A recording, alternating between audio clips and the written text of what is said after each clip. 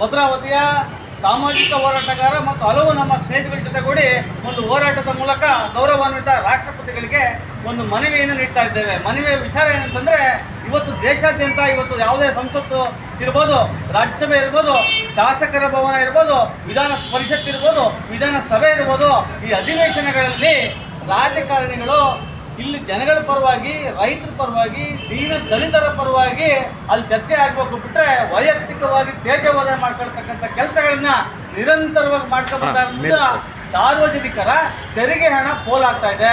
ಇವತ್ತು ಒಂದು ವಿಧಾನಸಭೆ ಅಧಿವೇಶನ ಹೇಳಿದ್ರೆ 30ರಿಂದ 35 ಕೋಟಿ ಅಲ್ಲಿ ಖರ್ಚಾಗ್ತದೆ. ಆದರೆ ನಾವು 10-12 ದಿನ ಜಗಳ ಮಾಡ್ಕೊಂಡು ಕಾಲ ಕಳೆದ್ರೆ 30 ಕೋಟಿ ದುಡ್ಡು ಹೋಯಿತು, ಉತ್ತಮ ಚರ್ಚೆನೂ ಆಗಲ್ಲ.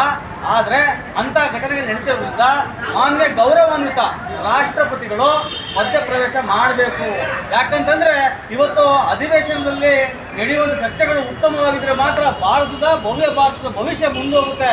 ಇಲ್ಲ ಅಂತಂದರೆ ಇವತ್ತು ದೇಶದ ಹಿಂದಕ್ಕೆ ಹೋಗುತ್ತೆ, ಮುಂದುವರೆದು ಇನ್ನು ದೂರದ ಮಾತು ಹಾಳಾಗೋಗುತ್ತೆ. ಆದ್ದರಿಂದ ನಾವು ಈ ಒಂದು ಸಂದರ್ಭದಲ್ಲಿ ಗೌರವಾನ್ವಿತ ರಾಷ್ಟ್ರಪತಿಗಳು ಏನಂತೀವಿ ಅಂದರೆ, ಎಲ್ಲ ರಾಜ್ಯದ ಮುಖ್ಯಮಂತ್ರಿಗಳು, ಎಲ್ಲ ರಾಜ್ಯದ ಸ್ಪೀಕರ್ಗಳು, ಲೋಕಸಭೆ ಸ್ಪೀಕರ್, ರಾಜ್ಯಸಭೆ ಸಭಾಪತಿಗಳು ಎಲ್ಲರನ್ನು ಕರೆದು ಒಂದು ಸಭೆಯನ್ನು ದೇಶದ ನಾಗರಿಕರ ಹಿತದೃಷ್ಟಿಯಿಂದ ಮಾಡಿ ಸಂಸತ್ತಲ್ಲಿ, ಶಾಸಕರ ಭವನದಲ್ಲಿ, ವಿಧಾನ ಪರಿಷತ್ತಲ್ಲಿ, ವಿಧಾನಸಭೆಯಲ್ಲಿ ಅಧಿವೇಶನದಲ್ಲಿ ಹೇಗೆ ನಡವಳಿಕೆ ನಡ್ಕೋಬೇಕು ಅನ್ನೋದನ್ನು ಗೌರವಾನ್ವಿತ ರಾಷ್ಟ್ರಪತಿಗಳು ಸೂಚಿಸಿದರೆ ಮಾತ್ರ ಈ ದೇಶ, ಈ ಭಾಷೆ, ನಾಡು, ನೆಲ, ಜಲ ಉಳಿತದೆ. ಇಲ್ಲ ಅಂತಂದರೆ ಅಲ್ಲಿ ಉತ್ತಮ ಚರ್ಚೆ ಆಗಿಲ್ಲ ಅಂದರೆ ದೇಶ ಅಧೋಗತಿಗಿಳಿಯುತ್ತೆ. ಮತ್ತು ಯಾವ ವ್ಯಕ್ತಿ ಅಲ್ಲಿ ಗಲಾಟೆ ಮಾಡಿ ಸದಸ್ಯನ ಮತ್ತು ಅಲ್ಲಿಯ ಒಂದು ಅಧಿವೇಶನದ ಸಮಯ ವ್ಯರ್ಥ ಮಾಡ್ತಾನೆ, ಆ ಸಮಯ ವ್ಯರ್ಥ ಮಾಡೋ ರಾಜಕಾರಣಿಗೆ ತಕ್ಷಣ ಜಾರಿಗೆ ಬರೋಂಗೆ ಅವನ ಸದಸ್ಯತ್ವನ ವಜಾ ಮಾಡಬೇಕು.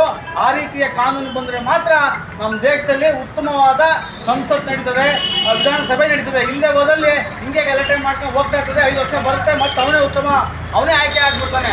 ಆಗಬಾರ್ದು. ಸಂಸತ್ತಲ್ಲಿ ಯಾರು ಗಲಾಟೆ ಮಾಡ್ತಾನೆ ಅವನ ಸದಸ್ಯತ್ವನ ತಕ್ಷಣಕ್ಕೆ ಜಾರಿ ಬರೋಂಗೆ ಹೊಸ ಕಾನೂನು ಜಾರಿ ಆಗಬೇಕು. ಆ ನಿಟ್ಟಿನಲ್ಲಿ ಮಾನ್ಯ ಗೌರವಾನ್ವಿತ ರಾಷ್ಟ್ರಪತಿಗಳು ಮಾಡಬೇಕು ಅಂತ ಹೇಳಿ ನಮ್ಮ ಊರಿನ ಪರವಾಗಿ ದೇಶದ ನಾಗರಿಕನಾಗಿ, ಜವಾಬ್ದಾರಿಯುತ ನಾಗರಿಕನಾಗಿ ನಾನು ಕೇಳ್ಕೊತಾ ಇದ್ದೇನೆ. ಶಶಿಕುಮಾರ್ ಎಸ್ ಗೌಡ, ಸಾಮಾಜಿಕ ಹೋರಾಟಗಾರ, ಭದ್ರಾವತಿ. ಹಾಗೆ ನಮ್ಮ ಜೊತೆಗೆ ನಮ್ಮ ಶರತ್ ಕುಮಾರ್ ಇದ್ದಾರೆ, ನಾಗರಾಜ್ ಇದ್ದಾರೆ ಮತ್ತು ಶ್ರೀನಿವಾಸ್ ಅವರು, ಎಲ್ಲ ನಮ್ಮ ಸ್ನೇಹಿತರುಗಳು ಕೂಡ ಬಂದಿದ್ದಾರೆ. ಉತ್ತಮವಾದ ಸಂಸತ್ತು, ಉತ್ತಮವಾದ ವಿಧಾನಸಭೆ, ಉತ್ತಮವಾದ ರಾಜ್ಯಸಭೆ ಆಡಳಿತಾತ್ಮಕವಾಗಿ ಕೆಲಸ ಮಾಡಬೇಕು ಅಂದರೆ ಅಲ್ಲಿ ಉತ್ತಮವಾದ ಚರ್ಚೆ ಆಗಬೇಕು. ಚರ್ಚೆ ಆಗ್ತಾ ಇಲ್ಲ, ಅಲ್ಲಿ ಕೇವಲ ಗಲಾಟೆ ಆಗ್ತಿದೆ. ಗಲಾಟೆ ಮಾಡೋವನ್ನ ಅವನೇ ಖರ್ಚು ವೆಚ್ಚನ ಭರಿಸುವಂಥ ಕೆಲಸ ಆಗಬೇಕು, ಜೊತೆಗೆ ವಜಾ ಆಗಬೇಕು ಅಂತಕ್ಕಂಥ ಮಾತನ್ನು ಹೇಳ್ತಾ ನನ್ನ ಮಾತನ್ನು ಮುಗಿಸ್ತೀನಿ. ಜೈ ಕರ್ನಾಟಕ.